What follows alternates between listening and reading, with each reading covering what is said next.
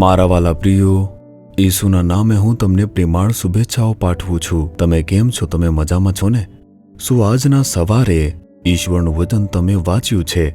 પ્રાર્થનામાં પ્રભુ સાથે વાત કરી છે? શું પ્રભુએ તમારી બાબત વિશે વાત કરી? આપણે આ ટેવને આપણા જીવનની અંદર ચોક્કસપણે કેળવવું જ જોઈએ। જો આપણે પ્રભુના ચરણોમાં રાહ જોઈએ અને તેમની સાથે વ્યક્તિગત રીતે વાત કરીએ તો તેઓ આપણી સાથે વાત કરવાનું શરૂ કરશે।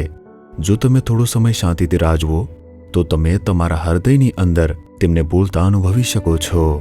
તે જ રીતે જ્યારે તમે ઈશ્વરનું વચન વાંચો છો ત્યારે તમે વચન દ્વારા પરમેશ્વર તમારી સાથે વાત કરે છે તે જોશો। શું હું દરરોજ તમને એક વચન વહેંચતો નથી? હું મારા પોતાના વિચારોમાં નહીં પરંતુ ઈશ્વરના વચનમાંથી કહું છું। હું જ્યાં પણ જાઉં છું ઘણા લોકો કહે છે કે તેમને એવું લાગ્યું કે જાણે તે વચન ખાસ તેમના માટે જ કહેવામાં આવ્યું હતું।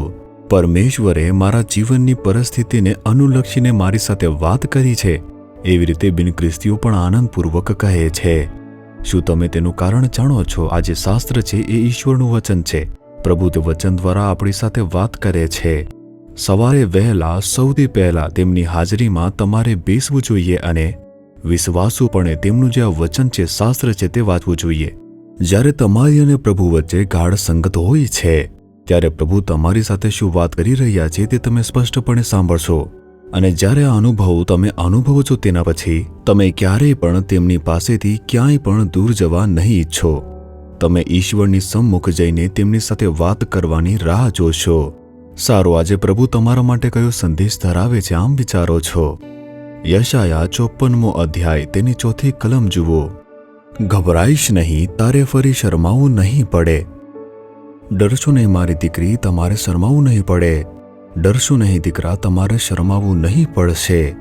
આમ પ્રભુ કહે છે, કોઈ બાબત તમને લાગે છે કે કદાચ તમારે શરમાવું પડશે એવી રીતે ડરાવી રહી છે અને તે બાબતના કારણે બસ આટલું જ મારે શરમ અનુભવવું પડશે, આવી રીતે તમે પરેશાન થઈ રહ્યા છો અને ભયભીત થઈ રહ્યા છો, ખરું છે ને?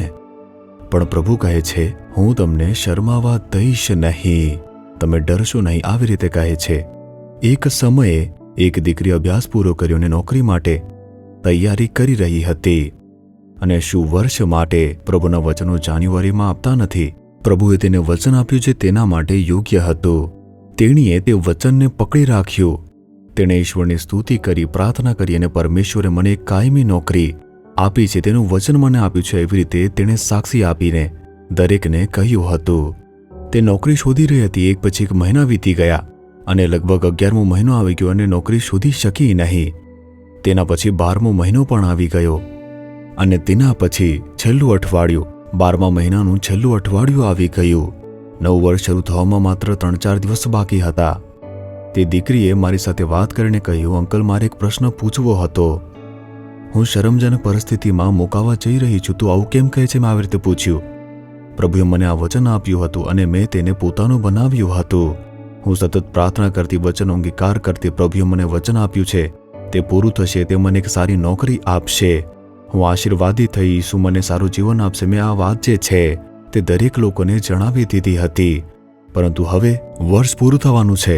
આ વર્ષ માટે પ્રભુનું વચન હજુ સુધી મારા જીવનમાં પૂરું થયું નથી। આ વર્ષની અંદર તે પૂરું થશે આમ પ્રભુએ કહ્યું હતું ને? તેમણે ખાતરી આપી હતી ને? હા, પ્રભુએ મને વચન આપ્યું હતું કે તેઓ આ વર્ષે જ તે કરશે। આ કોઈ સામાન્ય વચન નથી પરંતુ ખાસ કરીને આ વર્ષ માટેનું વચન છે। પણ કંઈ જ થયું નથી। બધા મને સવાલો પૂછે છે, હું શર્મિંદગી થવાની અણી પર છું। ના દીકરી, આ વર્ષમાં હવે કેટલા દિવસ બાકી છે? 3 જ દિવસ બાકી છે। પ્રભુ એક દિવસમાં પણ ચમત્કાર કરી શકે છે। તેઓ પોતાના વચનથી ક્યારેય ફરતા નથી। તને શર્મિંદગી અનુભવવા દેશે નહીં। શું હજુ 3 દિવસ બાકી નથી? રાહ જુઓ, અપેક્ષા રાખતા રહો। તમે શું કહી રહ્યા છો, અંકલ? જો ત્યાં સુધી નથી તો 3 દિવસમાં થશે કે? તે થશે જ। પ્રભુ તમને ક્યારેય શર્મિંદા થવા નહીં દે। તેઓ આ વર્ષે તે કરશે આમ કહ્યું હતું ને? તો પછી વર્ષ પૂરું થયા પહેલા કરશે? ખરેખર? તેણીએ થોડીવાર વિચાર્યું। પ્રભુ, તમારો આભાર એમ કહ્યું। હું આમાં વિશ્વાસ કરું છું, ભરોસો રાખું છું। અને પછી તે જ મુજબ તે વર્ષ પૂરું થયું તેની જ પહેલા 3 દિવસની અંદર જ એક અદ્ભુત ચમત્કાર થયો। તેણીને કાયમી અને શ્રેષ્ઠ નોકરીનો નિમણૂક પત્ર મળી ગયો। તેણીનો ખુશીનો કોઈ પણ પાર ન રહ્યો। મેં અગાઉ કહ્યું હતું ને, બધા મને પૂછી રહ્યા હતા તે કેમ થયું નથી? પ્રભુએ તને વચન આપ્યું તો આમ કહ્યું ને, પણ કેમ થયું નથી? પ્રભુએ તેણીને શર્મિંદા થવા ન દીધી. તેમણે ચમત્કાર કર્યો, તેણીને સન્માનિત કર્યો. તે જ પ્રભુ કહી રહ્યા છે કે દીકરી, હું તને શર્મિંદા થવા નહીં દઉં. દીકરા, તારે શરમાવવું પડશે નહીં. આશાને ગુમાવશો નહીં, વિશ્વાસ ગુમાવશો નહીં, પણ દ્રઢ રહો. હું મારા બાળકોને કેવી રીતે શર્મિંદા થવા દઈશ, આવી રીતે પ્રભુ કહે છે. અને તેથી આજે ચમત્કારની અપેક્ષા તમે રાખો. પ્રભુ તે બાબતમાં ચમત્કાર કરશે અને તમને આનંદિત કરશે. ઠીક છે, તેમણે વધસ્તંભ પર ખૂબ જ શરમ, ખૂબ જ વેદના, દુઃખ અને અપમાનને સહન કર્યું છે. શાના માટે? જેથી આપણે શર્મિંદા ન થઈએ, જેથી આપણે અપમાનિત ન થઈએ. એટલે તેમણે વધસ્તંભ પર આ બધું સહન કર્યું છે. તે તમને ત્યજે નહીં. તેથી તેમને કહો કે હે પ્રભુ, હું શર્મિંદા નહીં થાવ. હું વિશ્વાસ કરું છું કે તમે મને શર્મિંદા થવા દેશો ને. આવી રીતે કહો. આજે જ એક ચમત્કાર થશે. હે પિતા, હું તમારી દીકરી, દીકરો તમારી સમક્ષ આવ્યો છું. તમે કહ્યું હતું કે તમે ડરશો નહીં, તમારે શરમાવું નહીં પડે. હું વિશ્વાસ કરું છું તમે મને શર્મિંદા થવા દેશો નહીં. તમે મારા જીવનમાં ચમત્કાર કરશો, આનંદિત કરશો.